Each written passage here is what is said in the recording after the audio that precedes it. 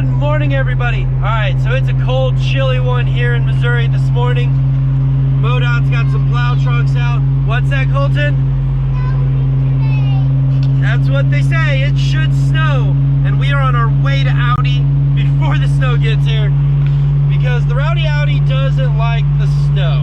At least not out on the highway. Out on the highway, it will get dicey if you get too into it, and it's so we just don't do it.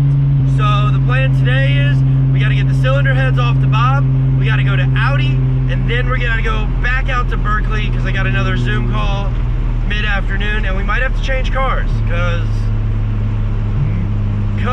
Zoom call while driving, probably not the safest thing in the world to do, but we're gonna do it. Hold on, gotta shift.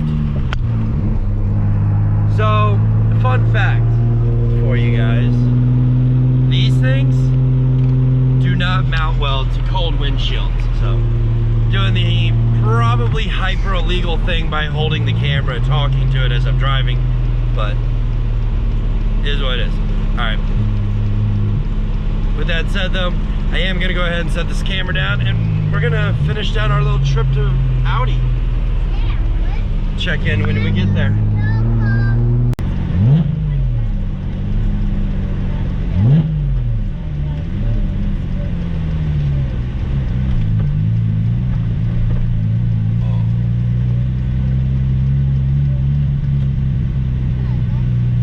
We're gonna drive this thing right up in the service center.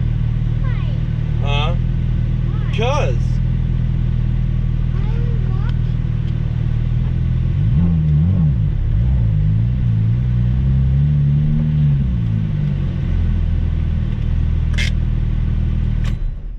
a little bit. Alright, so here's the newest update. Hold on.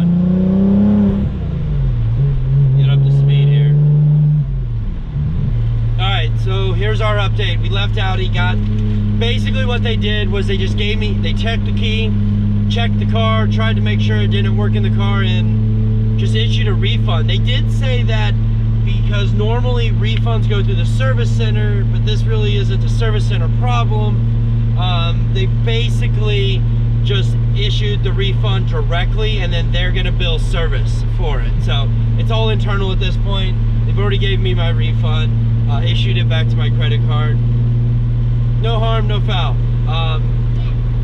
We are still curious, they're curious of why the keys don't match the car, but you know, at the end of the day, there's not a lot we can do about it. I have a functioning key, so that's what matters. If anybody has any suggestions on how to get or copy a factory key, let me know in the comment section below, because that is something I do want to do. I do want to get another copy of the key made. Is this pretty cool? What do you think about this, Colton? Yeah, okay. I do want to get another copy of the key made, so I have one type of thing. But now we're off to the cylinder head shop, which is Bob Stiegemeyer's, or Stiegemeier's Porting and Polishing. I'll put a link in the description below for his website. Basically, Bob is an airflow guy, so he's not, oh, let's build a cylinder for an engine block for you. He is anything that deals with air, so cylinder heads, throttle bodies, carburetors, superchargers, anything along those lines. That's his bread and butter.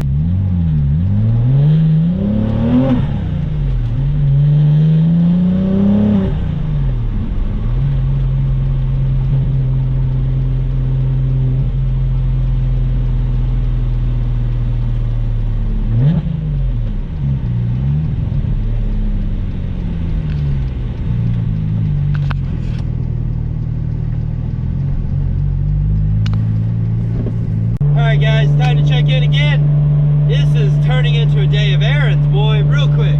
Alright, so the heads are dropped off.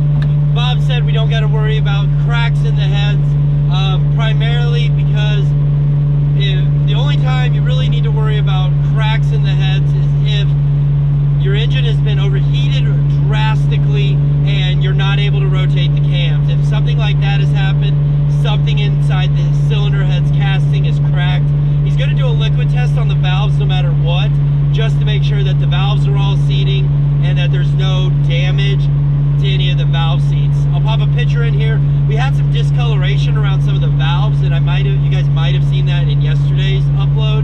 If I didn't, put it in there. Here it is in general. But that had me concerned. Rainbowing usually is associated with really, really high heat scenarios, and spot rainbowing on the valves around the base of them had me concerned. Oh, I'm not trying to touch the lens. Don't want to dirty it up. Okay, so today has been an adventure, flat out. I mean, it's gone from one thing to another, to another, to another, and it's like, it's all fun, and you just got a bunch of things going on at the same time, and it's like, oh, so today the battery died on the GoPro, which is fine. It is what it is. I end up getting busy. Probably would have never turned it on, except for at two places. First one, I kind of like cliffhangered the shit out of you guys at the end of last night's vlog, and I really didn't go over what was going on here. So Sean came by, gave us a quick rundown of what all these bits do, what's that sort of is, what this is, what these are, the clutches, you know, the drum, that assembly. And he even showed us, you know, I forget what this is called now. I literally just bought this earlier and I forget what it's called already. Reaction shell. The reaction shell. And there's like a 4-tab thing here or something. But I went and got another one, right? This guy's house is so awesome. It makes me laugh because I'm like, I wish I would have taken a video of it and I didn't. But if you can picture 150, 200 square foot lot by say 200 or 300 feet deep behind the house. That's just the backyard area. Full of transmissions, as tall as I am, in piles where you can drive through with a Bobcat. All transmissions, disassembled, some ready for scraps, some for everything. So I asked the guy, I was like, look, dude, how do you get away with this? And he went into this whole thing about it and explaining like the history of the town and so on and so forth, and how the property was an old farm. But the guy, it cracked me up. I thought it was awesome. And I saved a ton of money. Like this part right here, $5. I called around trying to find one new because I wanted to know. And I had one guy tell me that I could get one, but it was gonna be a lot if he could get it. And it just was like, what was the point? Like, after thinking about it, I'm like, okay, this probably happened due to age, and it should be fine. So we're gonna send it with some used parts on a couple things. We're gonna live life a little, like 10% sketch. Sean's not coming tonight. We're doing this first thing in the morning. I've already heated up the garage, so I'm gonna dive in, I think, working on the race car a little bit. Gonna address the tunnel some more here.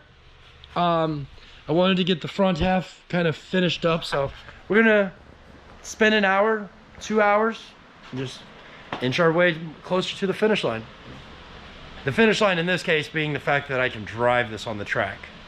So, that's where we're going. Let's do it to it. Don't touch the lens. Don't touch the lens.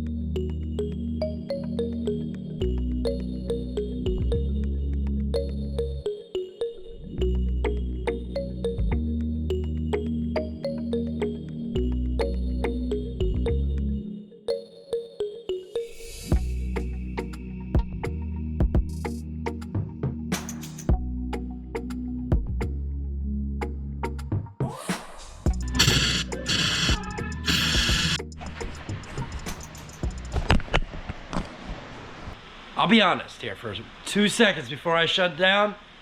Doing Vlogmas is a lot of fun. It really is a lot of fun. This is upload number 10. All right, this is the most single consistent I've been so far, and you know, guys, it makes me happy that there are people first off watching it, and second off that I am able to do it. You know, comes back to that whole thing about perspective of hard. So yes, this is hard. Yes, I feel like my attention gets pulled 15 different ways, but eventually it'll be easy to do. It's like riding a bike. So once again, guys, thanks for watching. Thanks for subscribing. I'll see you tomorrow. I'm Audi. Peace. Whoa, almost dropped the